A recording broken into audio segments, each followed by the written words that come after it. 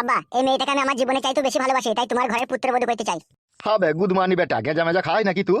মুখ সামলিয়ে কথা বল বাবা। আগে গাঁদা খাতাম, এখন ছেড়ে দিয়েছি। গাঁদা খাওয়া আমি আমার এই ডার্লিং এর লেগে ছেড়ে দিয়েছি। কে ডার্লিং? তোমার বৌমা, মানে আমার বউ ডার্লিং। তো এখন কি কইতেছিস এখানে? কি আবার করবো, এই মেয়েটাকে বিয়ে করে আমার ঘরে রাখবো, রাত 9টা 10টার পরে খামচা খামচি করবো। মার খাবি লাইবে?